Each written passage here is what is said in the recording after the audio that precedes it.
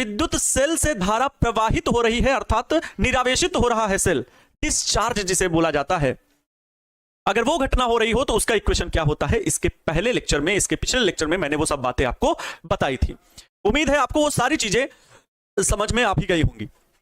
ठीक है, तो आज के लेक्चर में प्यारे बच्चों, जो कि लेक्चर नंबर है 12, अभी बहुत आगे नहीं पहुंचे हैं, 12 लेक्चर ही पहुंचे, और 15 से 20 दिन, मतलब 15 से 16-17 दिन लग जाते हैं एक लेक्चर में थ्योरी को अगर एक्सप्लेन किया जाए अच्छे से। ठीक है, तो हम लोग सारी चीजें पढ़ेंगे भाई। सेलों का संयोजन कहेंगे तो ये लेक्चर आपको 2 से 3 नंबर दे करके जाएगा, एक ऑब्जेक्टिव आ सकता है, एक शॉर्ट क्वेश्चन आ सकता है, लॉन्ग क्वेश्चन इससे कम पूछा जाता है, लेकिन जो इंपॉर्टेंट है वो मुझे पढ़ना है।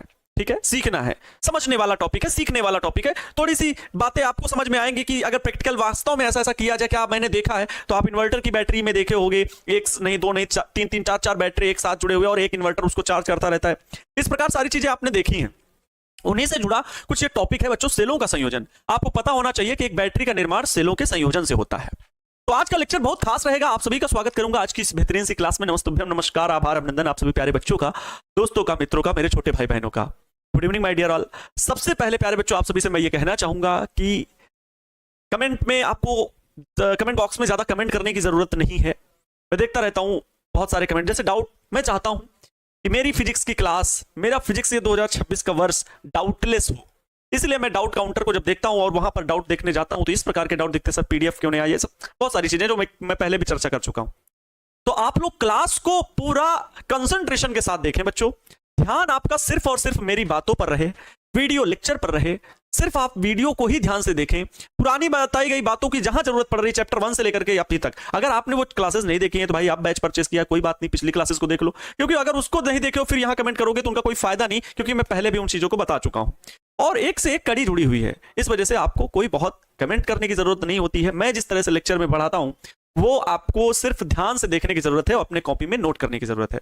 बच्चों आपका समय बचता है, अगर आप मेरी क्लास में जुड़ करके देख रहे हैं, और मैंने बहुत पहले से हमेशा से लिख करके ही पढ़ाया है भाई, अगर पैनल पीडीएफ में टाइप करा के ले आऊंगा बच्चों तो वो बड़ा आसान होता है, पता है आपको, बहुत आसान होता है। उसमें हम ऐसे यूं यूं यूं यूं यूं यूं करके लाइन खींच रहे हैं, तो वो हम तो उसके भावार्थ को भाई देख लेंगे तो कोई भी बता देगा, और फिर आप उसको कैसे समझ पा रहे हो, क्लास में नोट नहीं कर पाए, फिर पैनल पीडीएफ पहुंचा, फिर आप उसको लिख रहे हो, तो बहुत लंबा प्रोसेस हो जाता है। और ये ऑनलाइन एजुकेशन में कहीं यही चीजें लोगों को कम पसंद आती है, लेकिन मैं अपनी क्लास को एकदम ऑफलाइन जैसा चलाता हूँ।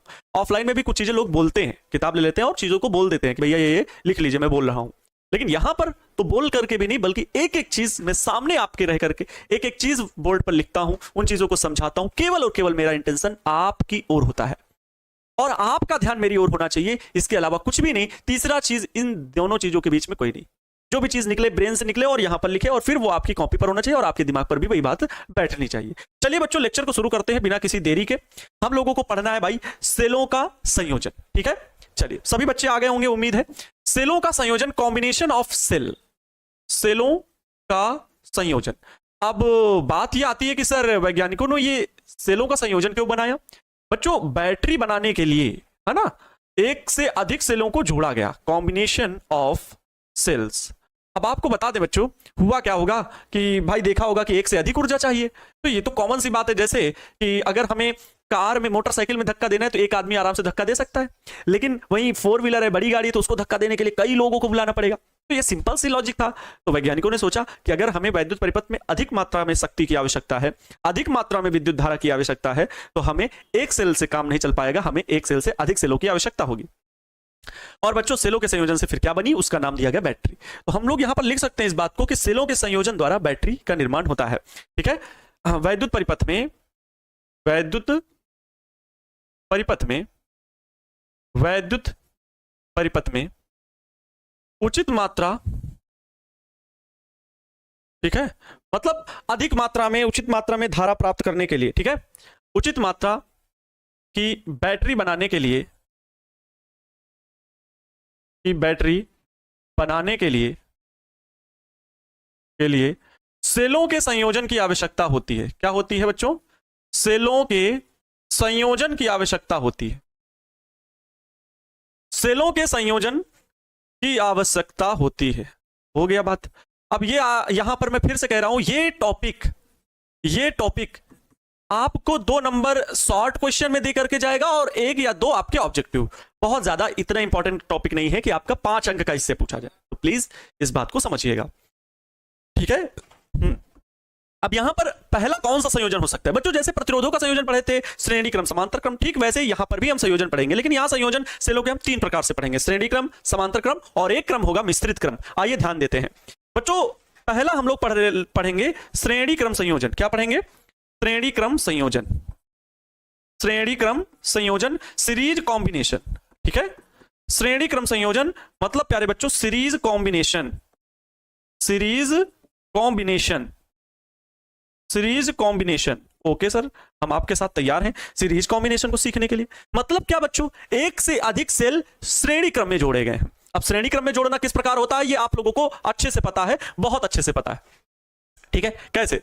अब देखिए भाई, श्रेणी क्रम में संयोजन किस प्रकार होगा बच्चों? कुछ सेल हैं जिनका सेल का विद्युत वाहक बल E है और आंतरिक प्रतिरोध R है, एक सेल। फिर ये बच्चों दूसरा सेल हो गया, फिर ये तीसरा सेल हो गया, और फिर इसी प्रकार से बच्चों बहुत सारे सेल हो सकते हैं, कोई बड़ी बात नहीं है, ठीक है। बहुत सारे सेल हो सकते हैं, 1 ही 2 3 सेल नहीं है, बहुत सारे सेल हैं, ठीक है। मैं यहां पर, और इनको किसी एक बाह्य प्रतिरोध से जोड़ दिया गया है, बाह्य प्रतिरोध से जोड़ दिया गया है। इसका मान है बच्चों कैपिटल R। ये बाह्य प्रतिरोध है, ये सेल है प्लस माइनस इसका विद्युत वाहक बल E, इसका आंतरिक प्रतिरोध R। ये क्या है बच्चों? एक बॉक्स में बंद है। आपको मैंने बताया था कि अब सेल को बॉक्स में बंद करके लिखा जाएगा जब उसका आंतरिक प्रतिरोध दिया जाएगा, इस प्रकार से बच्चों, इस प्रकार से प्लस माइनस। तो बच्चों ये भी एक सेल है ना, E विद्युत वाहक बल R। इस प्रकार की बच्चों कितने सेल लगे हुए हैं? N सेल लगे हुए हैं। जरूरी नहीं 3 सेल हो, जरूरी नहीं 2 सेल हो, जरूरी नहीं 5 सेल हो, N सेल भी पूरे परिपथ में हो सकते हैं, और उनको बच्चों श्रेणी क्रम में जोड़ा गया है। श्रेणी क्रम आप सभी को पता है, एक के बाद एक, एक के बाद एक, एक सिरे इसका पॉजिटिव तो दूसरे का नेगेटिव, ये नेगेटिव ये पॉजिटिव, इसका नेगेटिव इसका पॉजिटिव, इस प्रकार से जोड़े गए हैं। तो ये सेलों का क्या क्रम कहलाता है? श्रेणी क्रम कहलाता है। तो हम सीधे यहां पर बता सकते हैं कि प्रत्येक सेल का विद्युत वाहक बल कितना है? E है। प्रत्येक सेल का आंतरिक प्रतिरोध क्या है? R है, जिन्हें श्रेणी क्रम में जोड़ा गया है। और इस प्रकार की कितनी सेलें जोड़ी गई हैं? N सेलें श्रेणी क्रम में जोड़ी गई हैं। तो यहां पर लिख देंगे प्रत्येक श्रेणी क्रम संयोजन में, या फिर ऐसे लिख दो, प्रत्येक से ही शुरू कर दो। प्रत्येक सेल का विद्युत वाहक बल, प्रत्येक सेल का माना जरूर लिख दो। हाँ भैया, माना फलाना ढमाका लिखना पड़ता है। माना प्रत्येक सेल का विद्युत वाहक बल, इसको शॉर्ट में लिख रहे हैं विद्युत वाहक बल। प्रत्येक सेल का विद्युत वाहक बल E तथा आंतरिक प्रतिरोध बच्चों, क्या? आंतरिक प्रतिरोध तथा आंतरिक प्रतिरोध, तथा आंतरिक प्रतिरोध स्मॉल r है, स्मॉल r है। माना प्रत्येक सेल का विद्युत वाहक बल E तथा आंतरिक प्रतिरोध R है। ऐसी ही N सेलों को चित्रानुसार, क्योंकि चित्र आपको बनाना ही पड़ेगा, चित्रानुसार श्रेणी क्रम में जोड़ा गया है। किस क्रम में बच्चों जोड़ा गया है? श्रेणी क्रम में जोड़ा गया है। और श्रेणी क्रम किस प्रकार होता है वो आपको बखूबी पता है। श्रेणी क्रम में जोड़ा गया है, एग्जामिनर को भी पता है, श्रेणी क्रम में जोड़ा गया है, श्रेणी क्रम में बच्चों जोड़ा गया है। प्रत्येक सेल का विद्युत वाहक बल E है, सेल का आंतरिक प्रतिरोध कितना है? स्मॉल r है, और इस प्रकार के N सेलें श्रेणी क्रम में जोड़ी गई है। अगर बच्चों सभी सेलों का कुल विद्युत वाहक बल कहा जाए, परिपथ का कुल विद्युत वाहक बल बताइए तो कौन बताएगा? परिपथ का कुल विद्युत वाहक बल, परिपथ का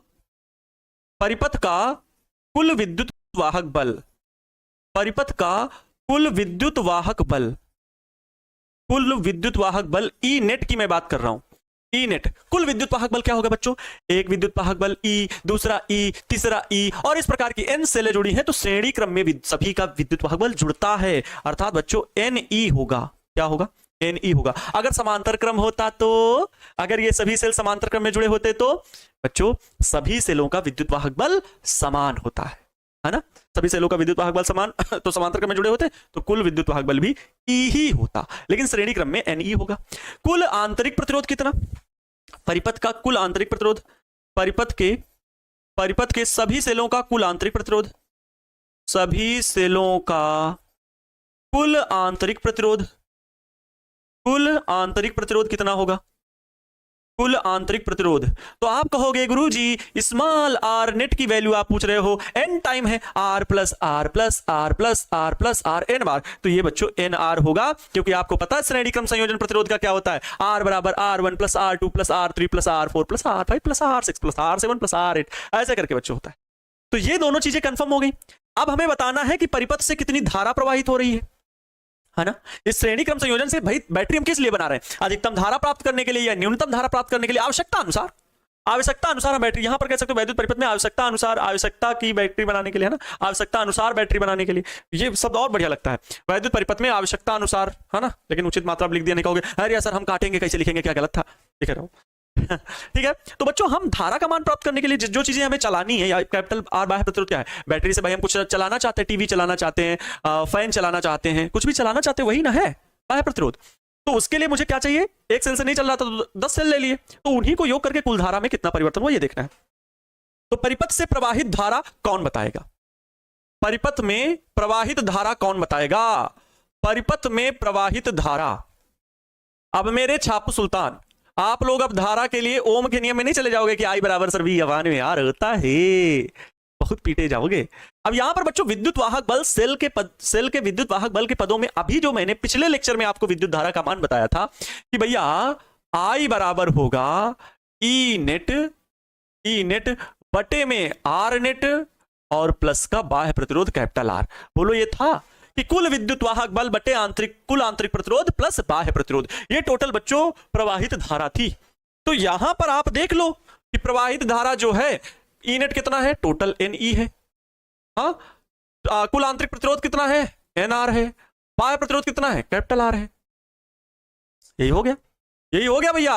आई बराबर मिल गया एन ई अपान में n r plus capital R. बच्चा पार्टी, यही प्रवाहित धारा का मान हो गया, यही प्रवाहित धारा का मान हो गया, परिपथ में प्रवाहित धारा का मान ठीक हो गया। लेकिन सर समझ में नहीं आ रहा है कि इससे कैसे बैटरी पावरफुल है कि बैटरी अलग है, मतलब समझ में नहीं आ रहा सर। सेल तो ले आए, सेल को जोड़ भी दिए और बैटरी भी बना ली, लेकिन बैटरी जो है वो धारा ही नहीं दे रही है उतनी ज्यादा, फिर भी ये पंखवा नहीं चल रहा है, पंखवा धीरे धीरे गिरे घूम रहा है, मतलब सेल जोड़े 10 ठो फिर भी धारा नहीं प्रवाहित हो रही। इसका मतलब क्या हुआ? क्या कुछ कमी है? क्या रीजन है? क्या उसके रीजन बच्चों कुछ होते हैं? क्या रीजन होते हैं? पहली बात सुनो, पहली बात क्या हो जाए बच्चों कि आपने कुछ ऐसे सेल लेकर के आए, आप कुछ ऐसा सेल लेकर के आए और बाहर जो पंखा चला रहे हैं, तो जो बाह्य प्रतिरोध है ना आर, वो बहुत छोटा किसकी तुलना में है?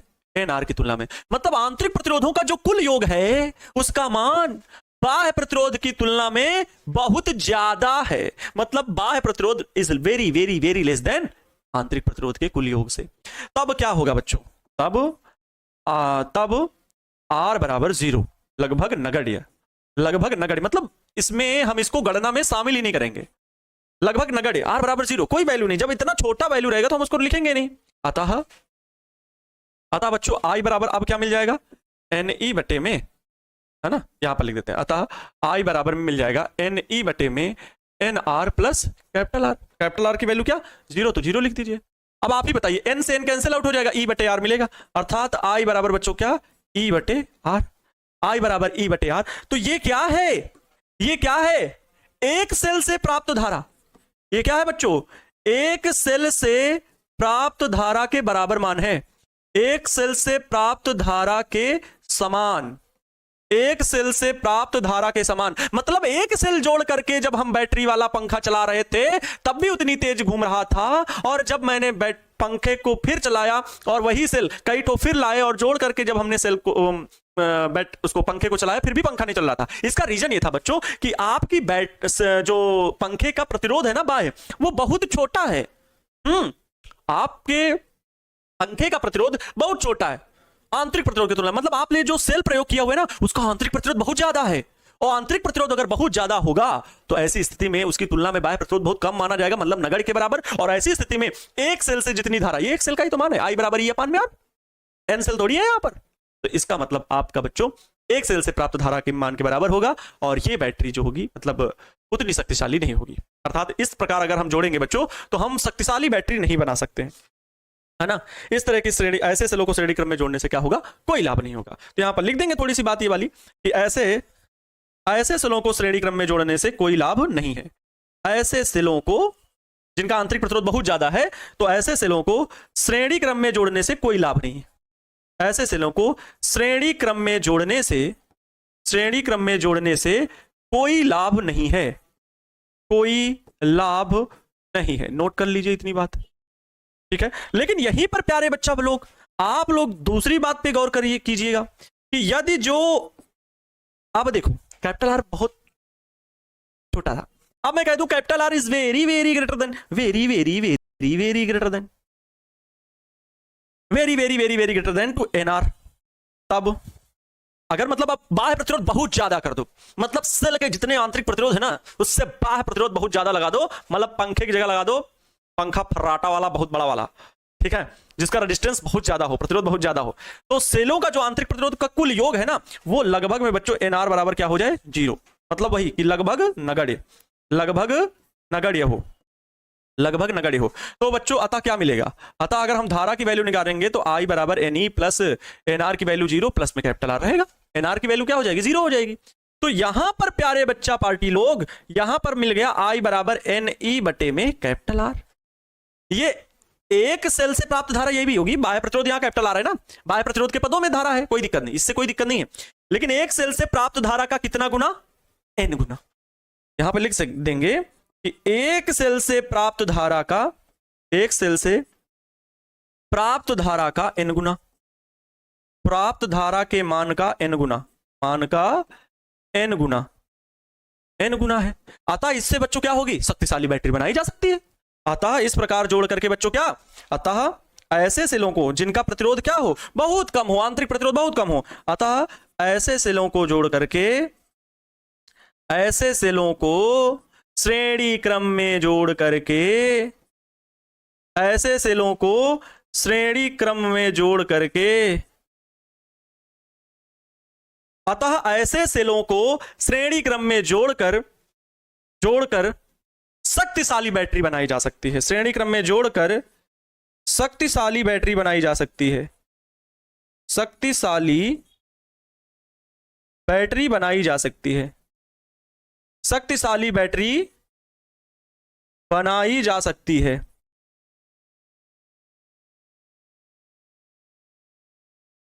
ठीक है, अतः ऐसे सेलों को श्रेणी क्रम में जोड़कर शक्तिशाली बैटरी बनाई जा सकती है। क्लियर? समझ गए? तो बच्चों ये था आपका श्रेणी क्रम संयोजन। मैं फिर से बता रहा हूं, ये टॉपिक समझने वाले हैं, सीखने वाले हैं, आपके दैनिक जीवन में मदद करने वाले हैं। ठीक है, समझ गए? एक एक चीज क्लियर है, कोई दिक्कत नहीं होनी चाहिए। हाँ, अब समांतर क्रम संयोजन पर हम बात करेंगे। ठीक है, समांतर क्रम संयोजन अगर किया जाए तब क्या होगा, तो बबुआ आप लोग अपनी कॉपी पर हेडिंग लिखेंगे समांतर क्रम संयोजन। ये दूसरा टाइप का संयोजन है। तो सेलों का बच्चों ये कौन सा क्रम संयोजन होगा, समांतर क्रम संयोजन होगा। कौन सा होगा, समांतर क्रम संयोजन। इसे बच्चों हम लोग प्यार से क्या बोलते हैं, पैरेलल कॉम्बिनेशन बोलते हैं, पैरेलल कॉम्बिनेशन बोलते हैं। ओके बच्चा लोग, क्लियर हुआ? पैरेलल कॉम्बिनेशन बोलते हैं। कुछ नहीं, ज्यादा दिक्कत और टेंशन वाली बात नहीं। काहे भाई टेंशन ले रहे हो तुम, खाना पीना की भूख लगी हो खा लो, टेंशन मत लो लेकिन किसी चीज के लिए, है ना, टेंशन दूर रखो। क्या मैं कह रहा हूं, समांतर क्रम संयोजन। सभी सेलों का बच्चों क्या करना है, विद्युत वाहक बल देख लीजिए और योग करिए। कैसे कैसे सर, कैसे मतलब समझ नहीं आ रहा सर कैसे। देखो मैं मान लेता हूं वही चीज, प्रत्येक सेल का विद्युत वाहक बल कितना है, प्रत्येक सेल का विद्युत वाहक बल जो है वो कैपिटल ई, आंतरिक प्रतिरोध स्मॉल आर है। ओके सर, प्रत्येक सेल का विद्युत वाहक बल कैपिटल ई और आंतरिक प्रतिरोध स्मॉल आर है। ये देखो इस सारे सेल वैसे, एक हो गया, दो हो गया, ये तीसरा हो गया सर, ये तीसरा सेल हो गया। हाँ, इसी प्रकार के कितने सेल, टुक टुक टुक टुक, एन सेल बच्चों जोड़ दो। कितने सेल, एन सेल। किस क्रम में जोड़ने हैं, टुक टुक टुक टुक टुक टुक टुक। इसमें बच्चों क्या जोड़ दिया गया है, बाह्य प्रतिरोध जोड़ दिया गया है। एक कैपिटल आर बाह्य प्रतिरोध जोड़ा गया है। सुनना मेरी बात को गौर से, plus minus capital E, capital E, ठीक है, प्लस माइनस कैपिटल ई, आंतरिक प्रतिरोध आर, आंतरिक प्रतिरोध आर, आंतरिक प्रतिरोध आर। इसको किससे बंद कर दो भैया, मेरे भैया ये बॉक्स बंद कर दो। ये सब सेल बॉक्स में बंद होने चाहिए क्योंकि ये आंतरिक प्रतिरोध इसमें बताया गया है। इसमें क्या है बच्चों, आंतरिक प्रतिरोध बताया गया। ये बिंदु ए मान लो, ये बिंदु बी मान लो, मतलब वही चीज। प्रत्येक सेल का विद्युत वाहक बल ई है, आंतरिक प्रतिरोध आर है, और ऐसे ही एन सेलों को चित्रानुसार समांतर क्रम में जोड़ा गया है। अरे लिख दो, इतनी देर मुझे बताते बताते हो गया, आप लोग लिख दोगे। माना माना प्रत्येक सेल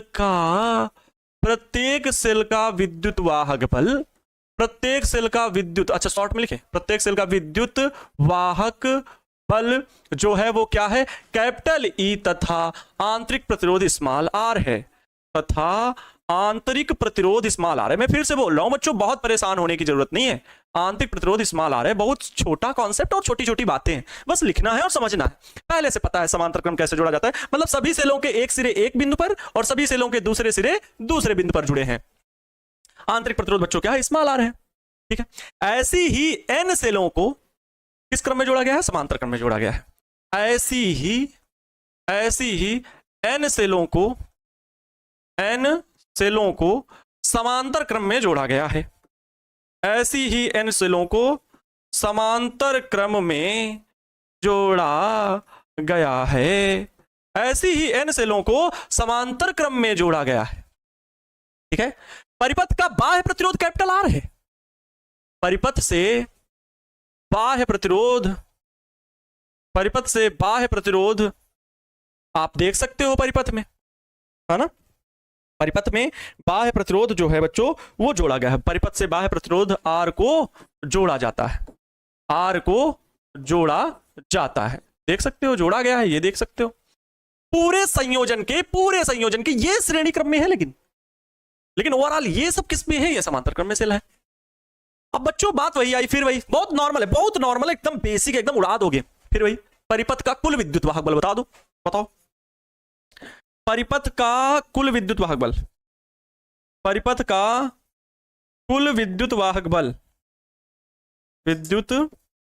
वाहक बल एन सेलें हैं बच्चों, और ई नेट की वैल्यू मैं पूछ रहा हूं बच्चों। याद रखो समांतर क्रम है, समांतर क्रम में जो विभवांतर सबके बीच का समान होता है, तो 10th में भी बताया गया था, है ना।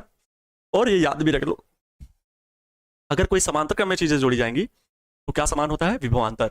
अगर श्रेणी क्रम में जोड़ा जाता है तो क्या समान होती है, धारा। जैसे ये एक प्रतिरोध, ये दूसरा प्रतिरोध, ये तीसरा प्रतिरोध, ये श्रेणी क्रम में है, तो श्रेणी क्रम में जो धारा यहां से जाएगी वो इससे भी वही, इससे सभी से धारा वही जाएगी, तो श्रेणी क्रम में धारा समान होती है। लेकिन समांतर क्रम ये होता है, तो इनमें बच्चों क्या होता है, जब एक बिंदु से जुड़े होते हैं ये, तो इनमें धारा बढ़ जाती है, I1 I2 I3 धारा बढ़ जाती है, लेकिन इनके सिरों का जो विभव होता है ना, टोटल विभव, वो V ही होता है, और V इन सभी के सिरों का क्या होता है, समान होता है।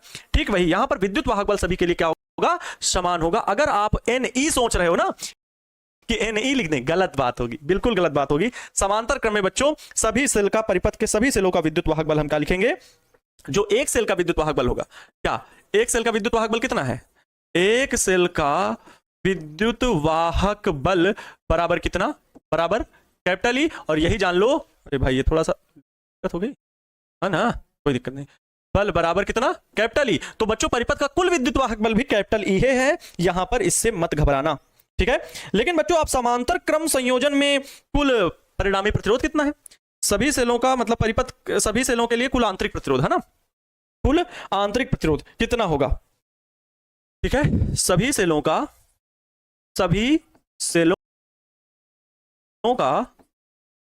कुल परिणामी, या कह लो हाँ, सभी सेलों का कुल आंतरिक प्रतिरोध।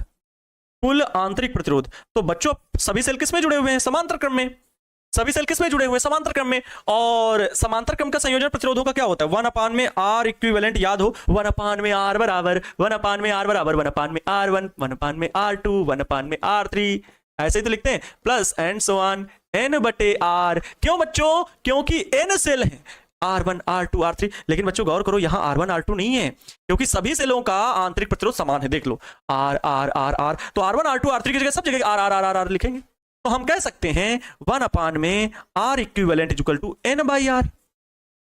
अच्छा n/r है, इसको पलटोगे R इक्विवेलेंट ना चाहिए आपको, कुल आंतरिक प्रतिरोध ना चाहिए, है ना। R इक्विवेलेंट मतलब समझ रहे हो, कुल, या फिर जैसे ये इक्विवेलेंट या ई नेट बोल लो। कुछ बच्चों को लग रहा होगा कि सर R इक्विवेलेंट मुझे नहीं समझ में आ रहा, चलो R नेट लिख लोगे,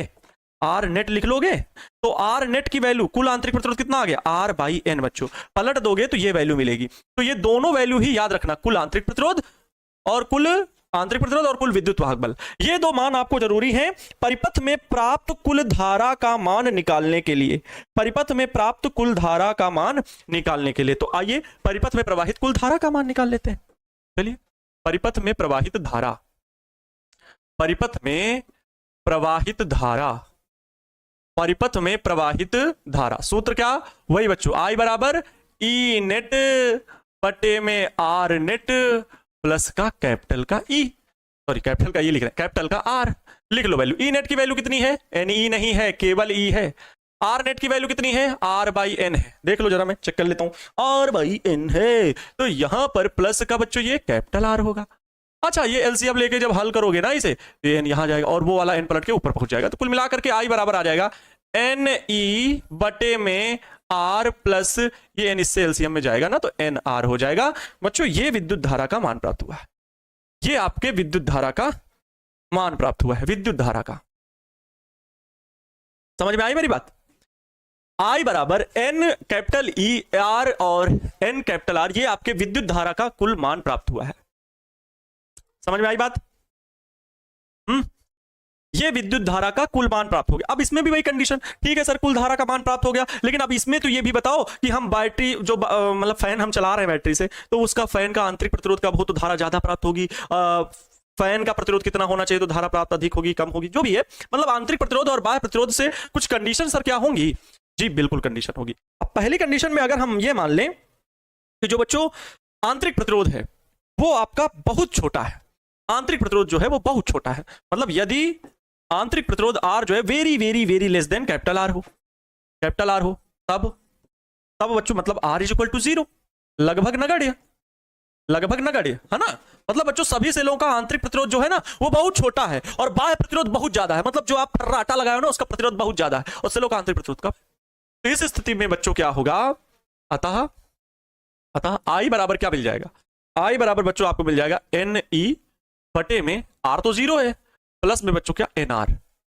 अब आपको भी पता है एन से एन कैंसिल आउट हो जाएगा, आई बराबर ई अपान में आर मिलेगा।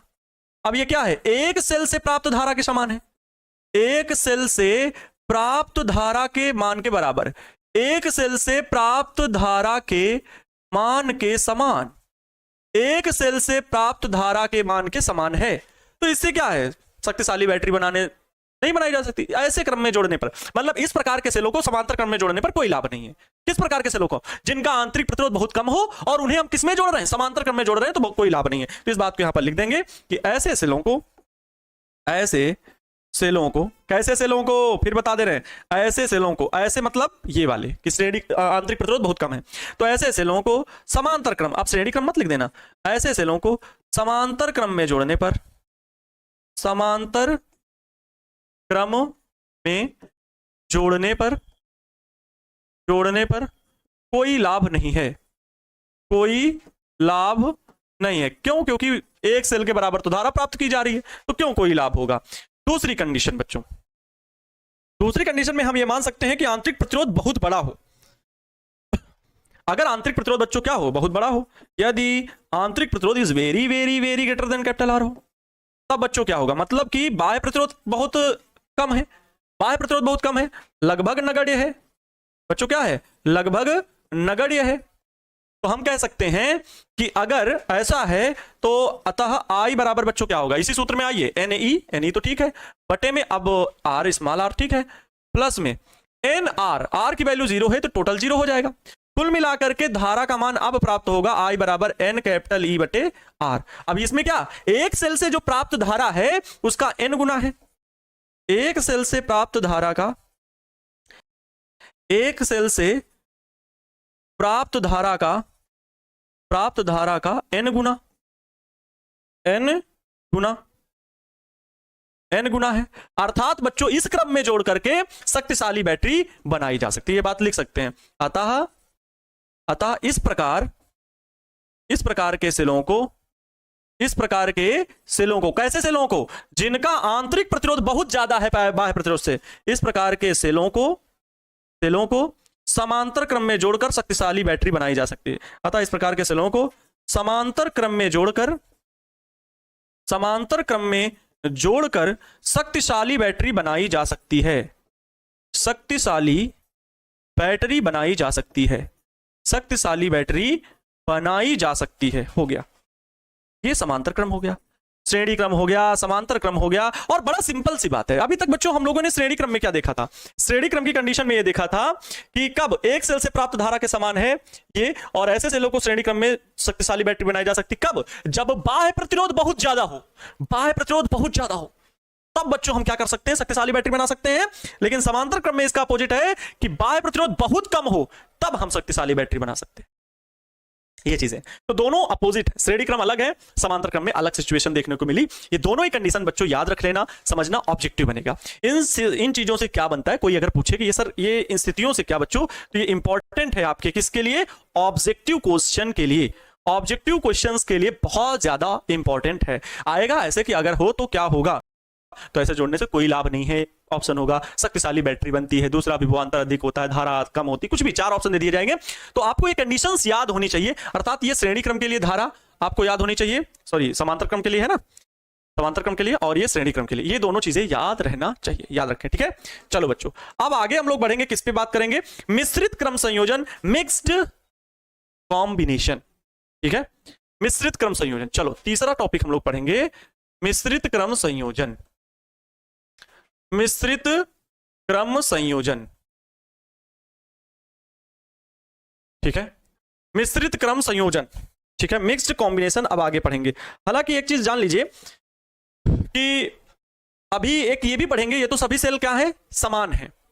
एक डेरिवेशन ये भी होता है कि अगर सेल अलग अलग हो, समांतर क्रम में ही जोड़ रहे हैं मान लो, लेकिन सभी सेल क्या हो? अलग अलग हो। किसी सेल का विद्युत वाहक बल E1, किसी सेल का विद्युत वाहक बल E2, मतलब सभी सेलों के विद्युत वाहक बल अगर अलग अलग हो तब क्या होगा? तो उसके लिए एक डिफरेंट फार्मूला होता है, वो फार्मूला मैं बता दूंगा, लेकिन उसका डेरिवेशन बच्चों नहीं है और ना डेरिवेशन पढ़ने की जरूरत है। हो सकता है बुक में दिया हो, खैर एनसीईआरटी में नहीं है, एनसीईआरटी में भी उसका फार्मूला तरीका बताया गया है, लेकिन वो एग्जाम में आपके 5 नंबर में नहीं आने वाला है, ठीक है। और आने भी वाला है तो उसका प्रोसेस यही है कि आप समांतर क्रम के लिए सभी सेलों के लिए योग करके बता दो, और फिर उसकी कंडीशंस को दिखाते हुए, एक स्थिति को बताते हुए, आपकी सभी सेलों को यदि विद्युत वाहक बल अलग अलग हो तो क्या होगा, उसको वहां पर कंडीशन को दिखा करके हल कर लीजिएगा। है तो हल, हम तो हल करा सकते हैं पूरा, और फिर श्रेणी क्रम, फिर समांतर क्रम, लेकिन बच्चों ये बहुत लेंथी हो जाता है और ये एग्जाम के पॉइंट ऑफ व्यू से कम है। फार्मूला इंपॉर्टेंट है तो फार्मूला हम लोग जरूर पढ़ेंगे, ठीक है। लेकिन अभी आइए मिश्रित क्रम संयोजन, मतलब मिक्स्ड कॉम्बिनेशन लिख लो, या बच्चों मिक्स्ड ग्रुपिंग लिख लो, कोई दिक्कत नहीं है, मिक्स्ड ग्रुपिंग, ठीक है। अब ये क्या होगा? मतलब बच्चों इसमें श्रेणी क्रम भी है और समांतर क्रम भी है। आप समझ रहे हो क्या है? मतलब बच्चों आप कुछ इस प्रकार से तुम जमा सब जुम जुम जुम चुक जुम चुक चुक जुम नहीं समझ रहे हो ना बच्चों? अब जो है ना, ये तो इसी प्रकार की हम कह लें एम सेल, एम सेल ये किस क्रम में हो गई? श्रेणी क्रम में हो गई बहुत सारी। लेकिन बच्चों यही सेल अब अगर समांतर क्रम में बहुत सारी जुड़ी हो, तुम, ठीक है बच्चों, आंतरिक प्रतिरोध का बहुत ज्यादा दूर गैप नहीं देना है ना। ये बच्चों एम सेल है, इसी प्रकार की प्रत्येक पंक्ति में कितनी सेल है? एम सेल, तुम तुम एम सेल, मतलब हर एक पंक्ति में कितनी है? कितनी? बहुत सारे। और बच्चों ऐसी ही कितनी? डक डक डक डक एन पंक्तियां हैं एन पंक्तियां हैं, मतलब बच्चों ऐसे कितनी सेलें जुड़ी हुई? सोचो, एक एक क्रम में, फिर से सुनो, श्रेणी क्रम में एम सेल, और ऐसे ही कई सारी श्रेणी क्रम की पंक्तियां एन पंक्तियां हैं, अर्थात ऐसे ही कई सारे सेल समांतर क्रम में जुड़े हुए हैं। टोटल ये इस प्रकार से। ओहो सर कितना क्या टफ है क्या ये? नहीं बच्चों, जो आपने अभी तक कॉन्सेप्ट सीखा है उसी पर बेस्ड होगा, परेशान होने वाली जरूरत नहीं है। ये बच्चों बाह्य प्रतिरोध है जो कि गणना के लिए जोड़ा जा रहा है। ये इस प्रकार से सभी सेलों का विद्युत वाहक बल वही ई मान लो, स्मॉल आर आंतरिक प्रतिरोध, सभी सेलों का विद्युत वाहक बल आंतरिक प्रतिरोध आर, सभी सेलों का विद्युत वाहक बल आंतरिक प्रतिरोध आर, सभी सेलों का विद्युत वाहक बल आंतरिक प्रतिरोध आर, सभी सेलों का विद्युत वाहक बल आंतरिक प्रतिरोध आर, सभी सेलों का विद्युत वाहक बल आंतरिक। अब बच्चों ये सभी सेलें किस क्रम में आप दिख रही हैं? ये जो आपको दिखाई दे रहा है ये है समांतर क्रम संयोजन। ये क्या है मेरे बच्चा पार्टी लोग? ये है समांतर क्रम संयोजन। ये क्या है? समांतर क्रम संयोजन। आप चाहो तो इसकी थोड़ी बहुत लैंग्वेज लिख सकते हो कि माना फलाना धमाका वाले, है ना, सभी, ठीक है, आप इसको लिख सकते हैं क्या कि माना मिश्रित क्रम संयोजन में, माना मिश्रित क्रम संयोजन में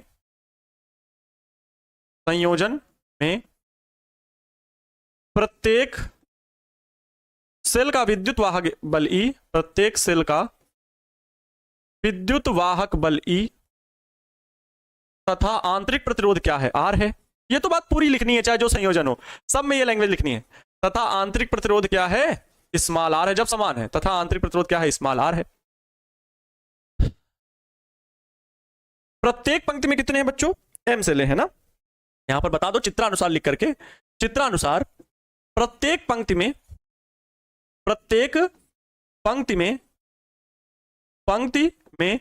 m सेलें हैं व ऐसी ही कितनी पंक्तियां हैं, n पंक्तियां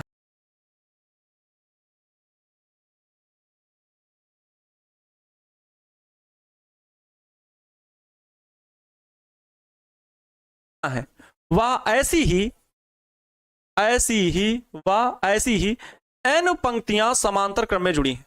व ऐसी ही n पंक्तियां बच्चों किसमें हैं, समांतर क्रम में जोड़ी गई हैं। ऐसी ही n पंक्तियां समांतर क्रम में जोड़ी गई हैं, समांतर क्रम में जोड़ी गई हैं। देख सकते हो आप भी अपनी आंखों से देख सकते हो, कोई बड़ी बात नहीं है। आप भी अपनी आंखों से देख सकते हो कि m सेलें जो है वो प्रत्येक पंक्ति में श्रेणी क्रम में है और प्रत्येक, यहां पर लिखे हैं ना चित्रानुसार, प्रत्येक पंक्ति में m सेलें हैं। अच्छा यहां पर थोड़ा सा लिख दो, m सेलें श्रेणी क्रम में है। रुको कोई दिक्कत नहीं, सब मैनेज हो जाएगा। m सेलें श्रेणी क्रम में है, श्रेणी क्रम में है, ठीक है। फिर आगे है ऐसी ही n पंक्तियां, तो ऐसी ही n पंक्तियां समांतर क्रम में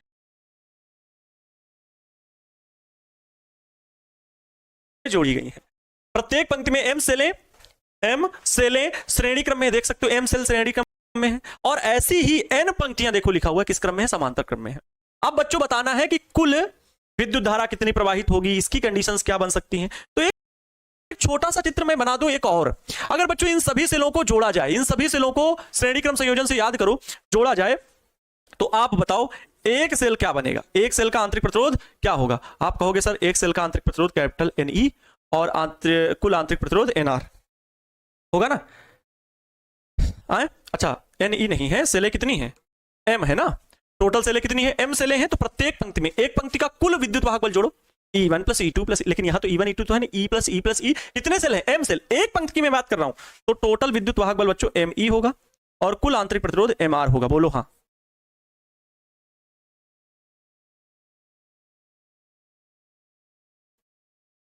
बोलो हाँ, पहले सुन लो, पहले ये सभी चीजें सुन लो। मतलब प्रत्येक सेल का यही होगा, प्रत्येक सेल का बच्चों यही हाल होगा। प्रत्येक सेल के लिए कुल विद्युत वाहक बल कितना, ME और कुल आंतरिक प्रतिरोध MR। तो ऐसी ही बच्चों कितनी पंक्तियां हैं, n पंक्तियां हैं। अब यहां मैं दो ही सेल लेकर के चल रहा हूं। ऐसी ही कितनी पंक्तियां हैं, n पंक्तियां हैं। ऐसी कितनी पंक्तियां, टोटल n पंक्तियां हैं। ध्यान से सुनो, n पंक्तियां हैं। ये लो, फिर थोड़ा समय संभल के जोड़ दे रहा हूं, आप सुनो। अब देखो ये किस प्रकार का, ये बाह्य प्रतिरोध हो गया। आप सुनो, आप ध्यान से देखो ये किस प्रकार का बन गया, एक प्रकार का समांतर क्रम संयोजन बन गया है। ये एक छोटा चित्र इसका बेटा है, ये इसी प्रकार बनाना पड़ेगा। इसी से बच्चों ये बना है, अलग नहीं है। बस ये है कि इन सभी का संयोजन जो श्रेणी क्रम का संयोजन है वो एक सेल बना करके लिख दिया गया है।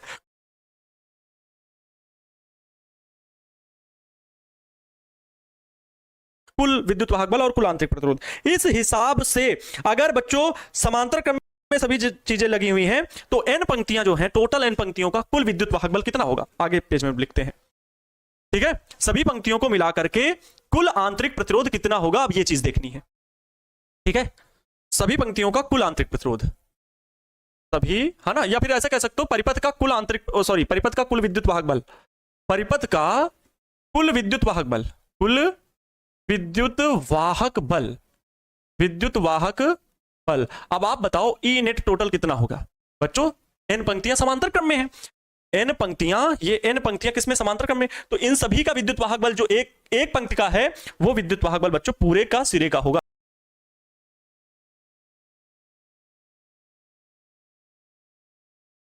क्योंकि समांतर क्रम में समान होता है, तो वो केवल ई नहीं लिखना, एम ई, क्योंकि एम सेलें श्रेणी क्रम में लगी हुई थी और वो तो फिर सब में है ना, वही समान। तो एम ई यहां पर लिख देंगे कि एन पंक्तियां समांतर क्रम में है, तो समांतर क्रम में समान होता है विद्युत वाहक बल। एन पंक्तियां समांतर क्रम में है, ब्रैकेट में लिख दे रहा हूं ये बात, समांतर क्रम में है इसलिए। अच्छा, अब अगर कुल आंतरिक प्रतिरोध निकालना होगा तो क्या होगा? कुल आंतरिक प्रतिरोध, परिपथ का कुल आंतरिक प्रतिरोध, परिपथ का कुल आंतरिक प्रतिरोध कितना होगा? कुल आंतरिक प्रतिरोध, तो आप कहोगे आर नेट बराबर सर समांतर क्रम में एन पंक्तियां हैं, तो आर नेट नहीं, 1 में आर नेट बराबर क्या? सभी समांतर क्रम में कौन कौन है? ये m r m r m r, n पंक्तियां समांतर क्रम में है, 1/mr plus 1/mr plus 1/mr and so on, n time n/mr, n पंक्तियां हैं इस वजह से। तो बच्चों अगर ऐसा होगा तो आर नेट की वैल्यू अगर हम निकालेंगे तो पलट जाएगा, n/mr होगा टोटल वैल्यू, है ना? ऐसा लिख सकते हो 1 में आर नेट की जो वैल्यू आएगी वो होगी n/mr। लेकिन जब बच्चों पलटेंगे तो आर नेट का मान आएगा mr/n। ये आ गया है आपका किसका मान? कुल आंतरिक प्रतिरोध का मान, और ये था बच्चों कुल विद्युत वाहक बल का मान। तो परिपथ से प्रवाहित कुल धारा कितनी होगी? हमको क्या ज्ञात करना है? परिपथ से प्रवाहित कुल धारा का मान ज्ञात करना है। ये निकालने वैल्यू मिल जाएगी, ठीक है?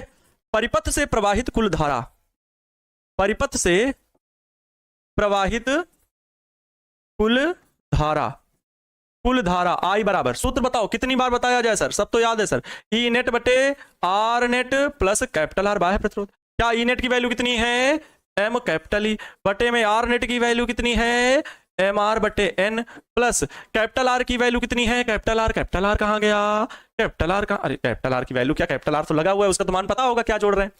यहां पर हल कर लो बच्चों, एन इसके बटे में उसके गुणा में चला जाएगा, मतलब एम ई बटे में एम आर प्लस एन इसके गुणा में एन कैपिटल आर और होल अपान में बच्चों एन, ये ऐसे होगा, इसके पूरे के बटे में ये वैल्यू होगी। अब एन पलट के सबसे ऊपर चला जाएगा, कुल मिलाकर के आई की वैल्यू आ जाएगी एम एन ई, ये एन पलट के बच्चों इसके पास चला जाएगा बटे में m r plus n capital R, ये हो जाएगा बच्चों क्या? आई, परिपथ में प्रवाहित कुल विद्युत धारा का मान, ठीक है? परिपथ में प्रवाहित कुल विद्युत धारा का मान हो जाएगा, ठीक है? लेकिन अब बात आती है, कैलकुलेशन किया जाता है, बहुत बड़ा कैलकुलेशन होता है, वो कैलकुलेशन हम यहां नहीं करेंगे। अधिकतम धारा प्राप्त करने की शर्त क्या होती है? आपको पता है अधिकतम धारा प्राप्त करने की शर्त ये होगी कि एम आर एन आर का जितना मान कम होगा उतनी ही धारा ज्यादा होगी, है ना? अब यहां पर हो गया, ये सूत्र हो गया, इसको याद रखना है बच्चों मिश्रित क्रम संयोजन के लिए। अब इसमें कहोगे कि सर वैसी स्थितियां बतानी है क्या? इसमें वैसी स्थिति नहीं बतानी है, बस इसमें अधिकतम धारा प्राप्त करने की एक स्थिति बतानी है कि हम कैसे धारा का मान अधिकतम प्राप्त कर सकते हैं। तो यहां पर जो दो स्थिति ये दिख रहा है, आपको पता लग रहा है कि व्युत्क्रम का संबंध है। अगर इसका मान बच्चों घटेगा तो धारा का मान बढ़ेगा, मतलब एमआर और एनआर का मान क्या हो? कम हो। तो अधिकतम धारा प्राप्त करने की शर्त क्या है, इस बात को हमको लिखना है, ठीक है? अधिकतम धारा प्राप्त करने के लिए क्या करना होगा, ठीक है? तो इस सूत्र से कहां गए भाई? इस सूत्र में क्या, m r plus n r का मान जितना कम होगा उतनी धारा का मान अधिक होगा। अधिकतम धारा के लिए, अधिकतम धारा के लिए, अधिकतम धारा के लिए सूत्र से स्पष्ट है, सूत्र से स्पष्ट हो रहा है क्या? सूत्र से स्पष्ट है एन आर क्या क्या, रुक जाओ देख लें एक बार, एम आर और n r, m small r और एन कैपिटल आर का मान जितना कम होगा, जितना कम होगा धारा का मान उतना ही अधिक होगा, धारा का मान उतना ही अधिक होगा, उतना ही अधिक होगा, उतना ही अधिक होगा। अब इसको बच्चों बीज गणित के क्रम में एक हम लोग हल करते हैं। अगर इसमें जो दिख रहा है m r, m small r और एन कैपिटल आर, इसमें जो वैल्यू दिख रही है, इसके बीच में संबंध स्थापित करने के लिए हम लोग एक तरीका अपनाते हैं, लेकिन वो चीजें बच्चों बहुत, है ना, हल करने के लिए हमें बहुत टाइम लगेगा और वो बहुत यहां हल नहीं करना है, क्योंकि लॉन्ग क्वेश्चन में ये आना नहीं है, बस स्थिति याद रखना है, ठीक है? मतलब एन आर और एम आर के बीच में m small r plus n capital R, इनके बीच में जो संबंध स्थापित करना है, उसके लिए हम क्या करेंगे, इसका वर्ग करते हैं और वर्गमूल निकालते हैं, हल करते हैं, ठीक है? संबंध बताने के लिए,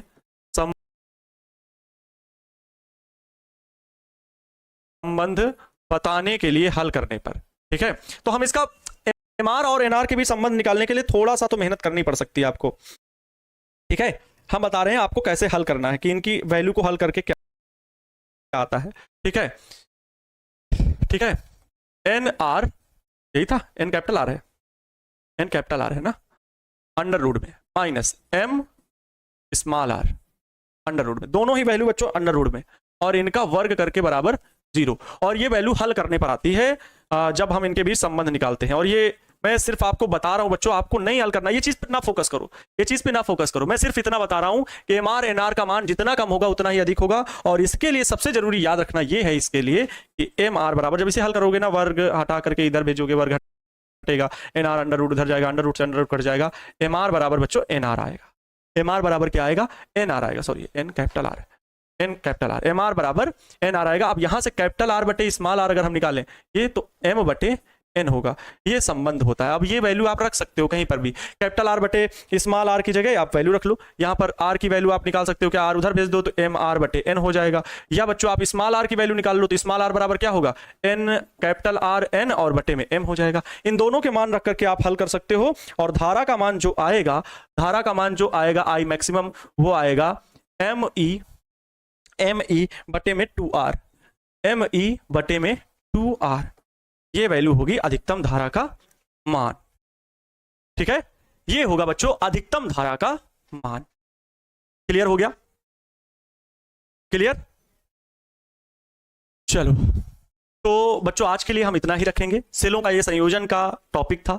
इसके बाद कुछ अलग अलग टाइप के भी सेल हो तो उसमें कितनी धारा का मान होना चाहिए वो मैं बता दूंगा सूत्र, लेकिन अभी एक दिन में इतना टॉपिक बहुत कवर कर लिए गए, ज्यादा नहीं। श्रेणी क्रम, समांतर क्रम और मिश्रित क्रम, इन तीनों को याद रख लेना।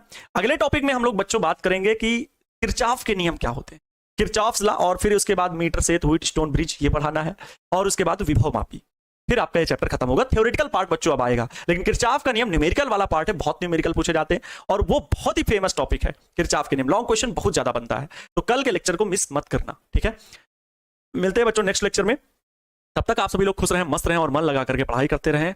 और हाँ, मतलब अगर छुट्टी है तो भाई रिवीजन जरूर करना है, ठीक है, रिवीजन जरूर करना है। अगर आपकी क्लास किसी भी दिन जब ऑफ रहती है तो प्यारे बच्चों अपने पिछले टॉपिक का रिवीजन करना है, ठीक है। Thank you so much, wish you all the best. जय हिंद, वंदे मातरम।